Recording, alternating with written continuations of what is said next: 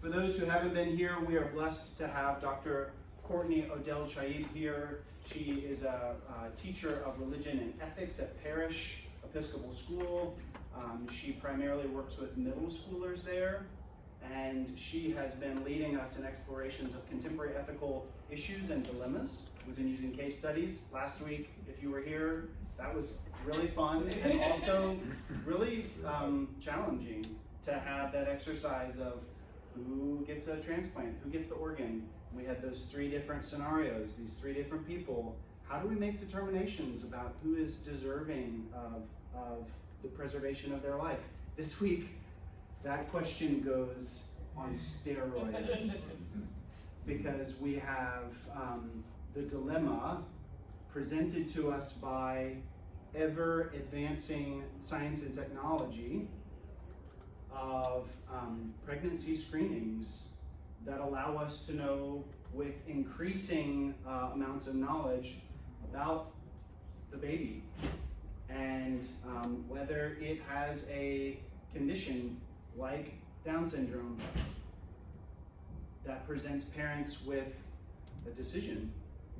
And in many societies, including Denmark, which the article focuses on, that has led to there essentially being no more children born with Down syndrome because they are almost entirely aborted. What does that mean when we have that authority and that power?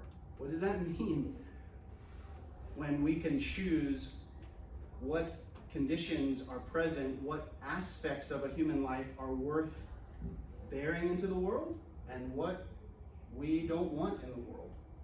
And based on our, I would say, highly flawed ethical categories, the article goes into this. I think we're going to play this out. 50 years ago, if we knew what a gene was for human sexuality, how many parents would have not brought a gay child into the world? How many children would have been aborted because they didn't want a gay child? So this is presenting us with an increasing and escalating series of moral dilemmas that our society is not ready for, I don't think. But it's so important that we engage in these conversations because we are part of the ongoing discussion in society. And from the, we know what a kind of hyper-right of Christianity is going to say in many situations. We're going to have more nuanced conversations here. And then there's another sort of libertarian, anything goes, everyone gets to do whatever they want. Where do we find our place in the middle of this? So to pray, I want to begin, and hopefully you can see it, and I hope that you can read it. Will you pray this with me? O God, by whom the meek are guided in judgment, and the light rises up in the darkness of the godly.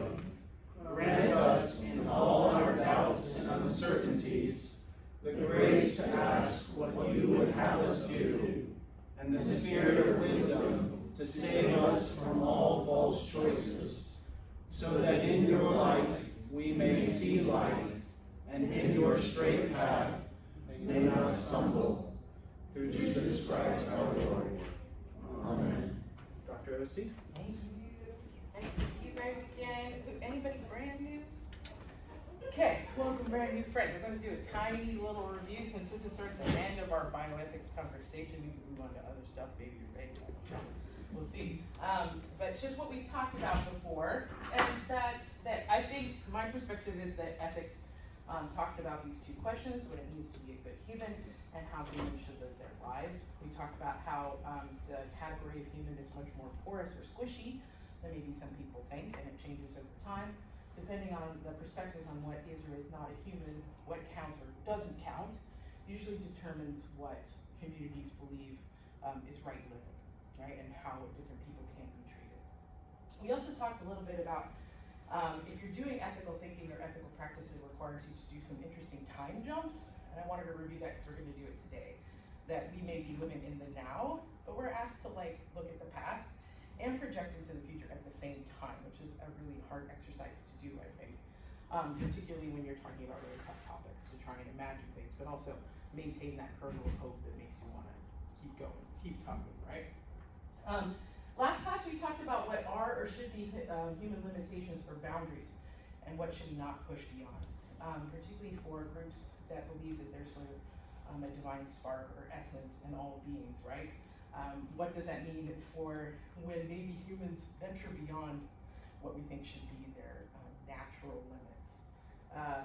For Jews, Christians, and Muslims, Genesis tells us, right, that humans are both the humus or the earth and the breath of the divine. They have that divine spark in them. But then Genesis also says, maybe we shouldn't let them be immortal. Maybe that's a bad idea. Maybe we should place some limitations. We talked about that last class. You guys gave me all the different limitations that maybe should be beyond us. And then when we're called to push those limitations, whether by choice or by force, which is what we kind of played with the transplant scenario, right? Then how do we develop ethical practices for approaching those decisions? When we have to play with thinking about the extension of life, who lives and who dies, the sort of miracle of birth, right? Then how do we make ethical decisions when it comes to those things? Okay, we're going to do a little look at the past, and we're going to jump into the future with some clips from the sci-fi film Gattaca, which I know you're a fan of. Everybody else has seen the film. To think about this issue of sort of the very building blocks of life. I'm going to propose to you that we've always played with this idea. We're just now getting really, really good at it. Is that maybe making it a little bit scarier when we think about future visions? If our friends in the past had the same capacity, same ability, same technology, what would they have done with it, right? Okay, so I've got 2 video clips that I think we've got them working. We're not going to watch the whole thing, we're going to watch a little short bit of this. Talking about, we talked the first class, I believe, the intro class, about the eugenics movement that people usually associate with the Holocaust. Certainly was an American product, and how excited Americans were of this idea of extending fitness, health to humans, not just thinking about it with other animals, but human communities as well. So I want to walk us through that a little bit more. In the second half of the 19th century, Gregor Mendel had worked out the basic laws of heredity with pea plants. At the same time, Charles Darwin had observed the larger process of evolution in birds and tortoises. But what about people? What these insights meant for the human race was the next frontier. At the turn of the century, in London, a cousin of Darwin's named Francis Galton, a brilliant scientist in his own right, asked himself a provocative question. If farmers could breed better cattle, why couldn't an enlightened society breed a better human being? What nature does blindly and slowly, he wrote, man may do providently and quickly.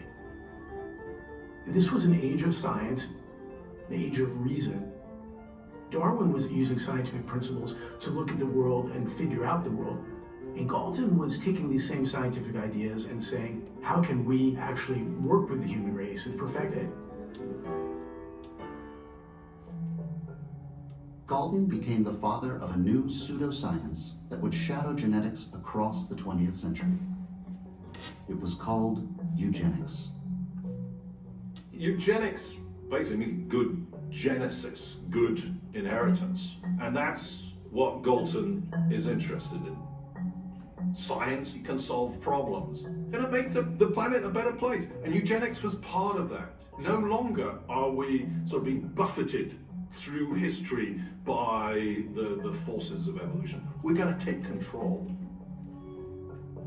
Darwin was talking about adaptation to an environment. There were certain species, certain people within a species that adapted well or didn't adapt. But it comes to us through eugenics as here are the fit people and they're the ones we want, and here are the inferiors, the unfit, and we need to get rid of them. It was a perversion, but it fit into their view of the world. Galton's vision of the steady improvement of the human race attracted many leading thinkers in England, from Winston Churchill to H.G. Wells, but never managed to spark a national movement. Which nation on the planet really took eugenics to heart? It wasn't the Europeans. It was the can-do, solve the problem Americans.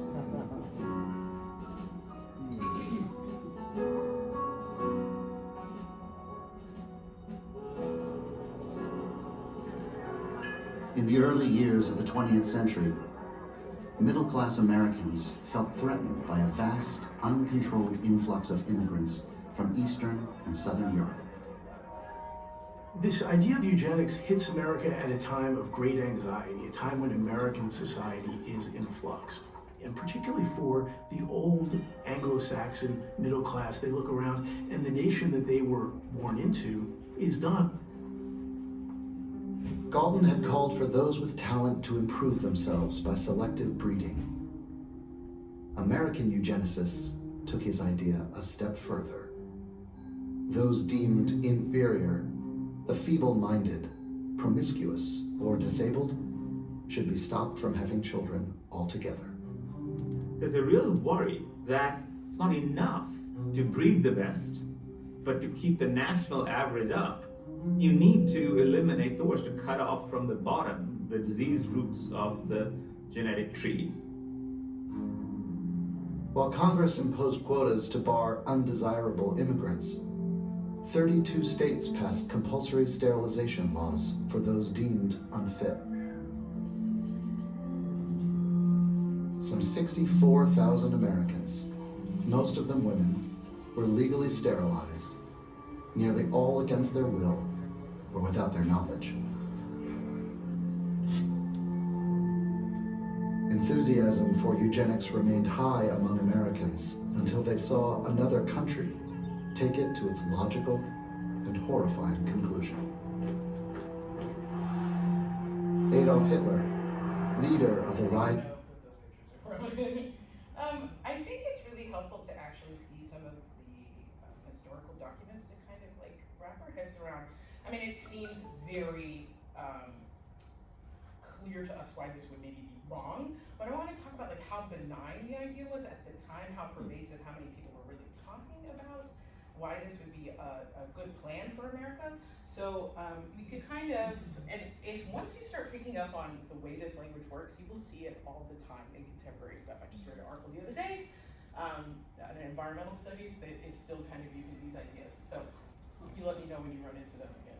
But this idea that you could sort of, we've been experimenting with animals at this point for a really long time. We're very comfortable with the idea that you can breed the best livestock, you can breed the best fruit and veg. Why couldn't we maybe do this with humans, right? To improve sort of the strength of America.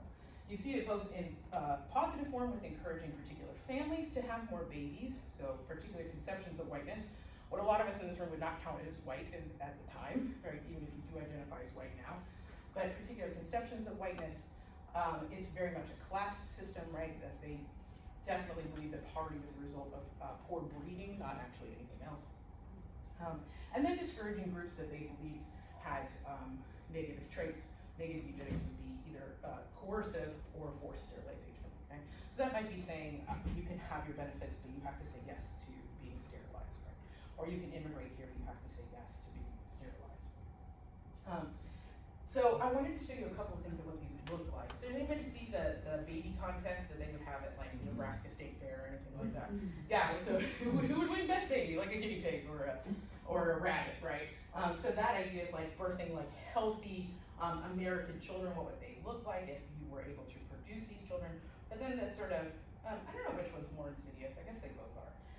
But this idea that there would also be a possibility, like you could maybe breed a heftier cow, that you could breed out things that they didn't want within a particular number of generations if they stopped these people from having children. Right, a couple of disturbing, now I wouldn't necessarily say that Charles Darwin actually wanted to go in this direction. He's also dead, can't ask him. But a couple confusions that they certainly had, let me flip the roll one more time. It's the idea that they sort of have this long list of things that they felt that they could cure. That poverty was the sort of a result of these undesirable traits. They had, which is I think most important for the conversation we're going to have today, this false idea that two able-bodied parents would always produce an able-bodied child, then conversely the disabled parents would produce disabled children, or ill parents would produce ill children. They also were confused about which illnesses were genetic and which illnesses were environmental, right? They also had sort of this ever-growing list, if you look at some of the old posters, of what they felt they could breed out, including laziness, alcoholism. Our first big court case on it was promiscuity, or that you could somehow breed out illegitimate children, the future illegitimate children, if you were to sterilize that mother, and that her children would just follow the same path. Ridiculousness, right? Of course, homosexuality and other non-genetic illnesses. You're with me? Doing okay? Yes, sir. I wonder this theory was compatible with American Christian people's belief faith in the Virgin Mary faith. And You want to go there? Yeah, I'll tell you. Yeah. How it was compatible? Well, Because at that time people are so interestingly- religious. Yeah. Yeah. Interestingly, this is also sort of the birth of the American environmental movement, where American Christians, particularly Teddy Roosevelt, Alva Leopold, and I guess I would say John Muir, all thought there needs to be a space for good American, it's just males, they need males, good American males, white males, to grow as good, strong Christian men. So at the same time, they're also reshaping what the landscape looks like and who has access to it. If we took these people out of the cities, then they're away from these elements and they could be allowed to grow into strong spiritual men. At the same time, they passed laws that none of these people could enter any of those spaces. So in a way, it does strangely shape American Christianity, particularly American Christian conceptions of the environment or ecology, in ways that are kind of surprising, I think, right? Like it said at the end of the video, eventually these ideas, I got my little quote from Hitler here. Sorry. That Hitler was reading these texts, thought that this would be a really good idea for breeding out what they saw as people that were holding back the state. And they started out with wholesale programs of eliminating disabled children, keeping disabled people in camps together, and then the eventual ending that we see. Okay, spiritually, are we all right? I know this is not nice, but helpful for us to think about the past. Unfortunately, the sort of while it fell out of favor certainly with upper middle class conversations. I mean, I think you could probably reasonably at a dinner party at the time talk about this as something that would be good for America. Very normal idea. Doctors were very comfortable with it. A lot of the primary documents we have are medical professionals talking about why this would be a good idea and how to encourage people to do it. I would say probably not until the late 70s, early 80s did we really see that sort of feminist labor pushback on these ideas. Not necessarily winning of court cases, but just sort of turning the tide of public opinion that forced sterilization is an evil thing. Does it still happen? Yeah. Yeah, certainly. But I think less popular for us to talk about this as a social or ethical good. Okay, so let's think about where this is going into the future. So we've always done it in different ways, but what does it look like now? I'm never going to tell you what to think. I'm just going to give you some sort of parameters on the general arguments about it, right? But there's sort of two kinds of objections to genetic engineering. One is that it's inherently wrong regardless of its consequences. And I think Father Casey was pointing towards that certainly from a religious perspective. For some people, it's not even a conversation, okay? It is not open to talking about messing with the building blocks of who we are, right? For other people though, the technology is just a technology, like a hammer is a hammer, but the consequences could be immoral. So you have to think about, if we're going to do this, what are the consequences of what we're doing? Particularly if we extend it out sort of like with Hitler to its fullest extent. What would this look like if we push these ideas certainly into the future? I think the thing that we need to ask contemporary geneticists now, and I guess each other, right, is it possible for us as a society to sort of take advantage of these technologies without repeating the mistakes of the past? Is that even a possibility? Do we have the capacity, like we talked last class, do we have the capacity to make those choices? Or is it really just kind of beyond us? Okay, I got a little clip from Gattaca. Raise your hand if you've seen Gattaca. No? Okay, let's do a little primer. You love it. Do you want a primer? Yeah, so this is a brilliant sci-fi movie in which we're in a futuristic world where the overwhelming, the almost complete majority of at least American society in the film, all children are genetically selected to the parents' preferences.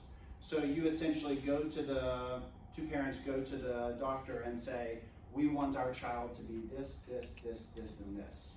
and you select out everything else. And the whole society is now built on perfecting people for greatness, for aspirations, for this noble future. There is this little subset or minority of the population who are called, I think, love children, who are born the old-fashioned way, and they are pushed further and further out of opportunities, of education, of work, they are marginalized more and more and more. And the plot of the movie is one of those guys aspires to something fantastic, but he would never be given a chance, ever. He has a brother who was selected and is a poster boy. He was born the old-fashioned way, and he has to decide, am I going to pretend to be one of these perfected, genetically modified people in order to have an opportunity? And it brings all of these societal decisions and this march of progress into conflict. It's a dystopia. Do you know what that is? Anybody want to share? Dystopia. Opposite of utopia. Yeah, utopia is an imagined future where everything is well and good and beautiful, right?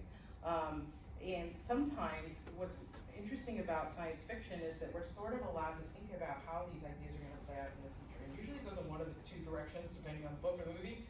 A utopia, where everything is wonderful, like Zootopia, right? Or a dystopia, where everything is not wonderful. So this one, Hunger Games, Blade Runner, I mean, a whole list of wonderful films you could watch, right? Okay.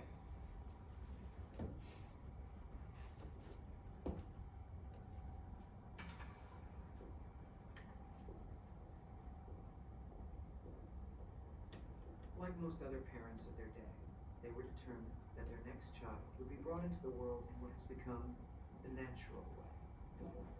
Your extracted eggs, Marie, have been fertilized with Antonio's sperm.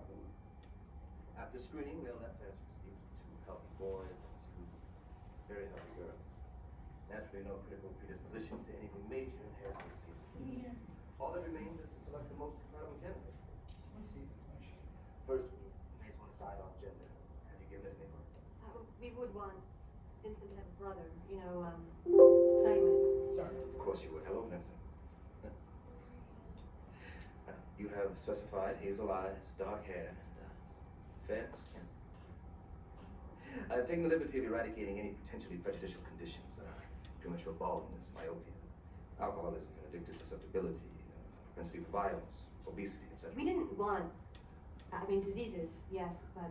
Right, we were just wondering if it's good to just leave a few things to chance. We want to give your child the best possible start. Believe me, we have enough imperfection built in already. Your child isn't needing additional burdens. And keep in mind, this child is still you. Simply the best of you. You could conceive naturally 1,000 times and never get such a result. That's how my brother... Y'all, you gotta watch this movie. Son, my... Jurassic Park, also. Everyone in the world has the right to Different kind of genetic. Come on, let's watch this one too. It's so good. It's like a best hits. Right? I think you know what I've been doing. Okay, so in the clip they offer quite a few things, and I thought we would just spend the rest of today like walking through, even if you don't feel like you can articulate right now why they bother you, maybe say, my tummy hurts when I think about this. Like this is not, I'm not comfortable with this. And then maybe we can think about why we're not comfortable with this. So would you like to just pick one, or do you want to go through? Let's just go through. Okay, so the first thing that they offer is something that people already do, right? Is that if you have quite a few prepared embryos, that you can select the sex. How do we feel about sex selection? Yay or nay? I see a nay, I say yay. You want a daughter? I would have loved a daughter, got 2 sons. I know somebody who's gone through this, and like they didn't really have the choice of whether they knew which embryos were which, and they just had to pick one. And or if you do multiple at the same time, which one? Right, you don't know which one will. It was very hard for them because they didn't want to pick, but they actually had to. So I know someone who picked. Yeah. They chose the boy first, and they will get the girl next. Oh. And that is gonna happen. The boy's already here, the girl will come soon, later.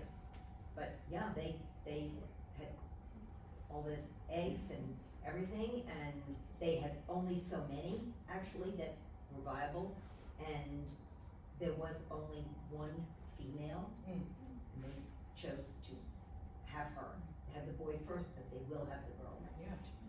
Does it change if you can only have one baby? You live in a society that permits you to only have one child? Like China. I know in China, they're reaping a lot of problems with that now. Yes, the sort of implications of what, like, we would probably say maybe this is somewhat benign, and then, but the implications of that taken into place, particularly for India and China where there's not a lot of girls. So, I mean, how is that really gonna work out? If the sort of culture, power, or weight is on having that son, then would we really expect people to not choose the son for the well-being of your entire family, right? Well, and their entire aging population is being neglected because there's only one child, and that child often, moves away or whatever, and is not left to care for the aging parents. And so they're not being cared for. There's not like, well, let's just put them in a nursing home because that's not always available. Yeah, so maybe we would generally say there should be males and females for a reason.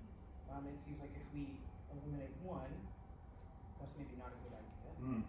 Okay. Okay. 2, eliminating predisposition to genetic disease, syndromes, and disabilities. Our friend who's not here this time last time said that maybe he would have got rid of male pattern baldness. You blame your mother.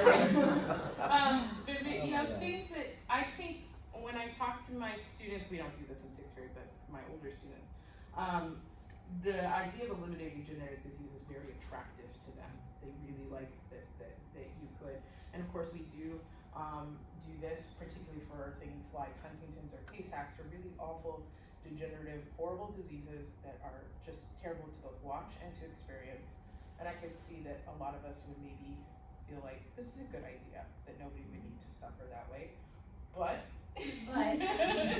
so there are certain diseases that when they're in the recessive state, or the heterozygote, like you are a carrier but not presenting, they actually protect you from other diseases. Yeah. Like cystic fibrosis and cholera. Yeah. And we can sort of project into that article that you read. When you receive information, it is always a statistical probability, not an actuality. So you're being asked to make decisions based on things that could never happen. Could never happen, and they can't tell you for sure. And I am a carrier of cystic fibrosis, and we went through that whole screening, and they said that there was a chance, and they were like, well, what would you like to do about it? And then I started reading up on it, and there are many folks who come from Northern Europe that are, and that's why they didn't perish from cholera. It was very interesting, because they couldn't tell me for sure. Yeah, I think with some of the experimentation they're doing, particularly with CRISPR now, turning on and off certain things, they're finding out, but no, the other things are dependent on that. Even just like lifespan-wise, that you have made some decisions that are not maybe what you wanted. I know someone with Huntington's, and I can hardly imagine the world without him. He is both a lovely person and a deeply spiritual person that's really contributed to the growth of a lot of people. And I think it's God in his life that has helped him to get to where he is. But if we say, back to the old illustration, that Beethoven, given the choice, his mother might not have had him. Right. It disturbs me. I guess I don't like to see suffering out of it. What also I think is concerning is that for folks that are doing this outside of a relationship with a geneticist, but doing it through home testing, and you're online, are we giving those people even the kind of counseling to work through ideas like this, and are they making decisions about their reproductive futures based on probabilities, right? That makes me really nervous. Yeah, go ahead. So I only could read the very beginning of that article about Down syndrome because I didn't have access. But the idea of try to make a decision for another potential life is the way I start to look at this. Because it's not all about what I would want to have to deal with, right, as a parent. It's more about, it also has to be, in my opinion, about what that potential life would want. And I think that if we're all, that most people, since we're animals too, that we want to survive and we want to live. So I'd have to consider that in making a decision about whether or not to change, to keep a child or not keep, to have an abortion, not have an abortion, and keep a child or not, or a potential life or not. But then you start to think about, if you did that and the rest of society is not allowing the life to go on of a Down syndrome, a person who has Down syndrome, then what, are they going to still be in that category of I want to live? Or are they gonna be shunned so much that it's gonna be completely miserable for them? I don't know. I do know in Denmark that on a birthday cake, that the flag of Denmark is on every birthday cake. My friend has grandchildren there, and he told me that. I thought that's very interesting, kind of fits in. But, the society has to be willing to support that child. Yeah, you might not have read the second half, but that is exactly. We're gonna share it, don't you worry. Yeah. A lot of the article. That's exactly what they talk about.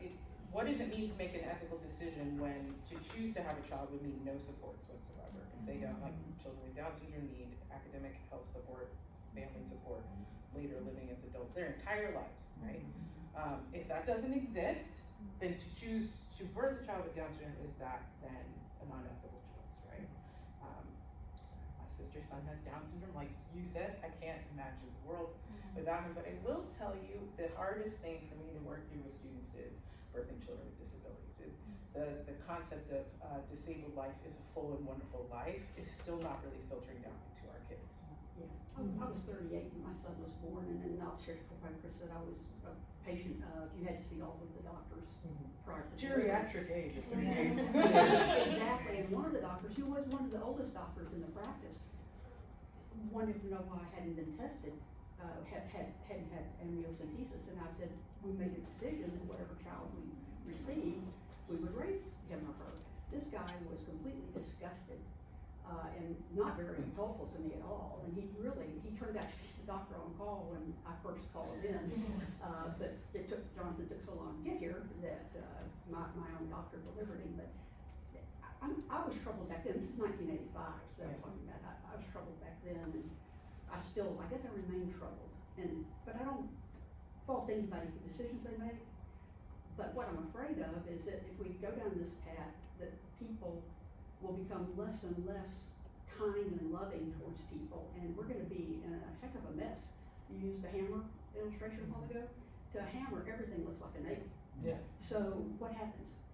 Yeah, excellent, so smart. I think, though, that with these questions in like non-Nordic societies that don't support people with, who have challenges, it's not just if the adult child outlives the parents, then it's potentially the siblings who are taking care of that adult child, and so the parents aren't just making decisions for themselves and that life, they're making decisions for the other family, and then it's, do the other adult siblings, can they function as caregivers, and do they want to? So I think this is really a complex, especially in the United States right now, it's really a complex. People really love simple arguments, right? I think the right to life argument sits in that simplicity in ways that really don't prepare parents for what that means. Not to let Denmark take all the blame, Texas is one of the bottom few for supporting lifelong disabilities. And you need professional legal help to do these things. You need a particular income bracket in order to take care of your child for the extent of your lifetime, right? So like, what does that mean into the future to keep kids alive? Exactly like you're saying. What are we really talking about? Particularly those disabilities that people don't think are so cute, like any kind of aggression, or children that are really struggling in school, children that need any kind of device supports. There's less patience for those kinds of disabilities, and yeah, what is the weight of that really? I think this question, honestly, kind of this whole list of questions, I feel like there's such a difference in reasons why you have children. Like in societies or times when it's like, it's for the public good, you know, we're talking about, you know, you have kids to bolster your nation and things like that. Like it's a communal thing and just kind of expected. Whereas now, especially in the US, one, birth control is great. Like you can be very, very intentional about when you have children. And two, it's like I would say, at least in my experience, the pervasive attitude is having children is selfish. And so if you're doing this selfish thing, how does that frame all of these decisions? Yeah. You know, like this is my life choice hobby, like this is me, just me, rather than this is everybody. Yeah, I think like Father Casey was saying, sides, right? I think certainly a far left environmental argument would be no, absolutely not. Right, like you don't birth children that are especially not more than two. Yeah, yes, no more than like two. you really need to. And I think some of that's pushed off to the global south, encouraging sort of restricting births and stuff like that. But yeah, what is there really any kind of conversation in the middle of that really like that hard conversation we're having here about what this is going to look like? And I think sometimes the arguments couched in the suffering of the child, but it's like, well, who's suffering though? Because I think many times there, you know, like you said, there are myriad sufferings going on. So is it the state, parents, is it siblings, is it the child? So I do think it's a very complex. You know, who are we to say that we're going to eliminate suffering? And that's another from a Judeo-Christian standpoint. There will be suffering, and are we to determine which kind of suffering is good, or which kind of suffering we want, or which kind of suffering we want them to have? So I guess life only worth living without suffering. Exactly. And what do we learn from it? And I think when you talk to lots of folks with disabilities, they'll say, I don't want to be more disabled necessarily. Yeah. But it's access, right? That makes my life so hard. Access over and over again. That I am not able to get the things that I need in order to live what I think is a good life for me. And are we really ready to make those changes? Well, yeah. Those are loaded as well. I'm going to flip over. We got 5 minutes, right? Yes. Okay. If you made it to the Brave New World little clip, if you remember, maybe in high school you read it, hopefully not middle school. What's interesting about, I think the moment that this text came out, and it's really picking up on for a while, feminists were really thinking that this was going to be the thing for us. That artificial wombs, taking the whole entire business of birth, gestation and birth away from us was going to be the freedom road, right? It's going to be wonderful. And I think the text really plays with that idea of what does this actually look like? I'd be freeing anybody. It also goes a step further to think about what if, for example, like Hitler really had access to the things that we were talking about, and what could be created out of that? What sort of like behavior modification in the text, if you didn't get to read it, not only are children cloned and selected, but they're through sort of pain and manipulation modified into being a different class of beings, and those different classes do different work. So if we want you to work in a factory, maybe we teach you to fear going outside ever. Right? Maybe it's too scary out there. Yeah, so thinking about, once you sort of pay attention to this, not to make your lives harder, you will see this language over and over again. I just read an article 2 days ago on Ozempic and obesity, where the pharmaceutical firms were talking about eliminating obesity for the world. Right? Yeah, it's also a person. Us as fat people are also people. So what you're talking about is, yes, maybe something that is genetic, maybe something that's a health condition, but also a human being. And what does it mean to want to eliminate whole humans? If I chose not to take that drug, and everybody else chooses to take that drug, what does that mean for me? Or maybe for somebody else. Or maybe you feel that pressure too. Or there was the one in the, I think it was New Yorker or New York Times, where that couple, their academics had talked about that they need to breed as many children as possible. Elon Musk also says this, to heighten the intellect of the world's population. You'll see it over and over. So why is this language so tempting? I think we can think about into the future. Why are so many people fascinated by this idea of human as the fittest human? And then what does it really do to this concept of human when we take out all difference? Does it just sort of dissolve it into something awful when we aren't all the things that we could be? Particularly from a religious standpoint, is that kind of evil? All right, you're gonna leave bioethics and talk about robots next time, okay? So it was lovely to see you all. Any final questions or comments? I really want to encourage you. I'm gonna translate that article for those who don't have Atlantic Thank you very access. much. It should have been open. I thought I had it open. I've struggled with Atlantic until I finally subscribed. Stupid firewall. So we're gonna make it available. It's important to read the whole thing because it wrestles with all of the various layers of complexity. There's one part of the article where it's this group of parents who are sitting around who in Denmark who chose to go ahead and have that Down syndrome kid. Even within that group, there is complexity and difficulty and struggle and a spectrum of attitudes. All of these are women who went ahead and chose to have the baby, not to self-select out. Even within that, there's nuance. I think the goal of this is not to just be like, it's all so difficult, it's so complex, we can't make any decisions. We are hurtling towards this reality. Gattaca, which when I watched it when I was in college, seemed like wonderfully in the future, is increasingly right upon us. And we need to be agents for